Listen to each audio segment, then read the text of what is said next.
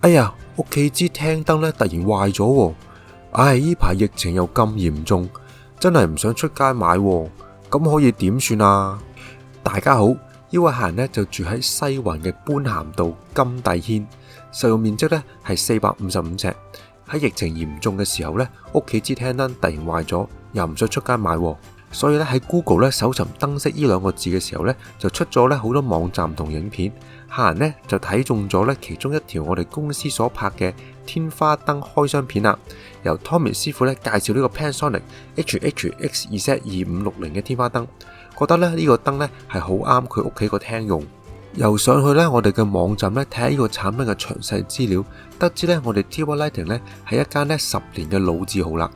又係咧機電署註冊電力承辦商啦，又喺灣仔咧有一間1800尺只此一家嘅實體店。所以咧就通過 YouTube 上面嘅 WhatsApp 連結咧聯絡咗我哋嘅客服 Eva 同事，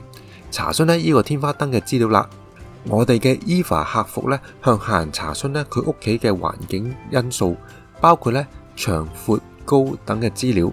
客人咧都係一個好 smart 嘅人，好詳細咧咁提供晒咧所有嘅資料。最後咧客人咧就選擇咗咧呢個款嘅大尺寸天花燈，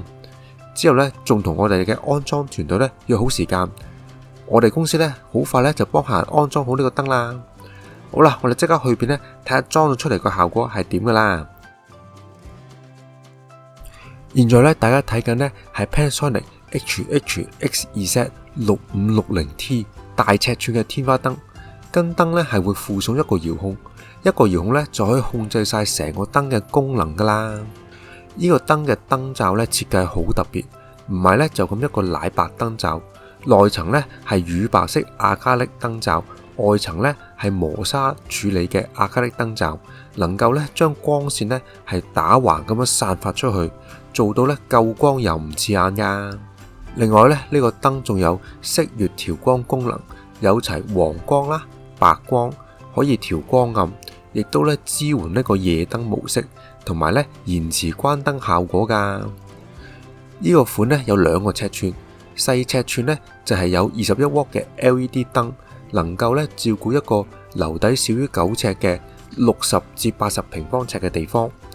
而大尺寸呢就係有67W嘅 LED 燈，能夠咧照顧一個咧樓底少於9尺嘅100至190平方尺嘅地方啦。